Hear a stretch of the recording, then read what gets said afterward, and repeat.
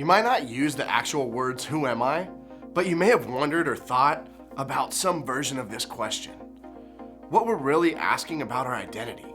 Identity is what makes us unique and causes us to be different from everyone else. And if you're like me, you can sometimes struggle with even to understand where to begin to answer this question. The tricky thing about identity is that most of the time we're asking the question with just ourselves in mind. We're deciding who we are based on what people around us or based on who they are think about us. We can tend to base our identity on what others expect of us. We think about what other people want us or need us to be. We consistently feel the pressure to live up to expectations of family, friends, teachers, coaches. At the same time, we tend to base our identity on areas where we feel judged by others. We see ourselves through the lenses of being not enough, whatever they expect from us. Also, we tend to base our identity on our image, how we appear to others, how others see us as the star athlete, so that's how we see ourselves. Our teachers see us as the below average student, so that's how we see ourselves. But no matter how we would explain our identity, the question for all of us is the same. Who am I? This one big question feeds our insecurity, drives the decisions we make, and determines the friends that we have. The real question is, am I enough?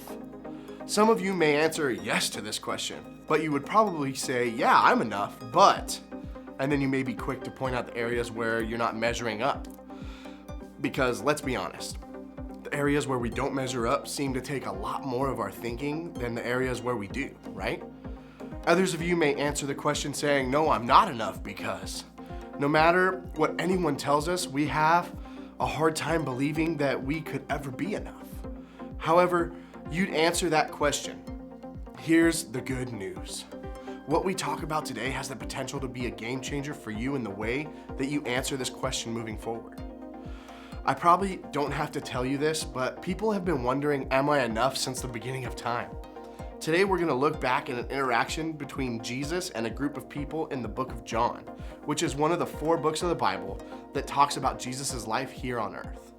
In John's book, he records a miracle that Jesus performed. I want you to check this out.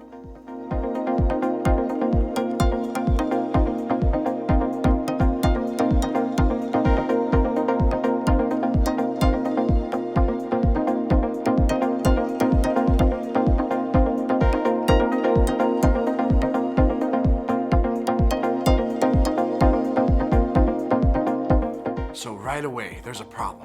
Jesus could tell that the people are hungry. The disciples are freaking out. I would be too. Hungry people become hangry people really fast. But Jesus doesn't seem worried. Check out what happens next.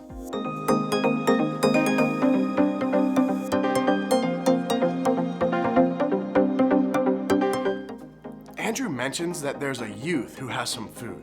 We aren't even told if this youth is a boy or a girl. It's just a youth person, maybe even a child. But there's something else to notice. The young person didn't have regular bread. This young person had barley bread. And it's interesting that John decided to include this detail because back then, this was the kind of bread that people who were poor ate this bread. This was the kind of bread that you ate when you didn't have a lot of money or status. This child obviously didn't come from a family with a lot, but he or she was willing to use what they had anyways. John continues with this.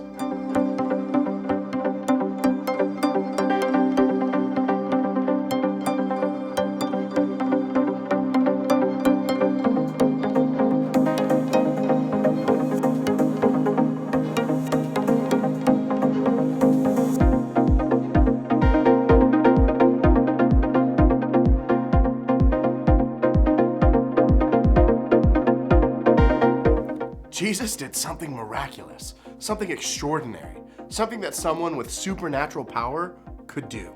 He took a little bit of barley bread and fish, and he fed the crowd. There ended up being so much food that there was even leftovers. That's a crazy miracle if I've ever seen one. Jesus is an obvious hero of this story, but John makes a point to draw attention to a different hero, the youth in that story. Not given a name, not coming from wealth or privilege, not having a lot to offer, but was still featured front and center. Jesus wasn't limited by what this kid had or didn't have, and the same is true for us. Jesus says that what we have and who we are is enough. Think of it this way. You don't have to prove that you're enough. Jesus takes our feelings of not enough and tells us we are enough. See, it's exhausting to have so much of our identity tied up with what other people think, expect, or want from us. It makes it feel like the bar is always moving and the standard is always changing for who we should be. We may be enough in this situation for this person for this day, but what happens tomorrow? Who knows? Which is what makes what Jesus says and does such good news for us. His love for us doesn't change. He isn't temperamental. Jesus isn't waiting to see how we perform. He isn't wondering what we can offer. You are enough because Jesus says you're enough. The feeling of not being enough is a normal part of being human. At some point or another, we'll deal with this. In response, we may try to prove that we have what it takes. We practice harder, we study harder, we work harder, and put in more energy. We try to prove to people that we're the best athlete, the most accomplished student, or employee of the month. Or we try to hide so that no one notices. Feeling like we're not enough feeds our insecurities, so we do everything we can to keep people from seeing it. So what can we do when those feelings come up? I want you to start by asking yourself these questions.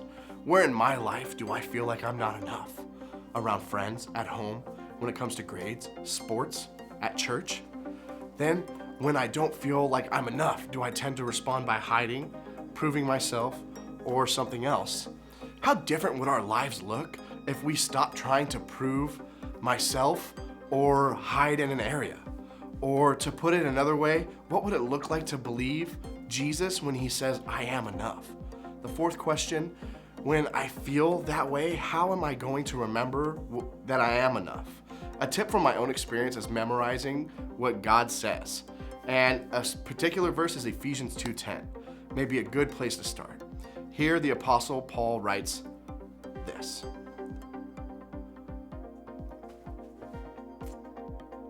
That first phrase is a great place to start. We are God's handiwork, a piece of art. Imagine what might be possible if you started to believe that you are enough and that God can use you to be a force of good in the lives of others. And what if the people in your small group started to believe that they were enough? What if you walked into school believing about yourself so that you could take a break from trying to prove or hide? Imagine what you may feel instead. I really believe it could change you and the people around you. You don't have to prove that you're enough. Jesus says you are enough, and that's really great and really true news.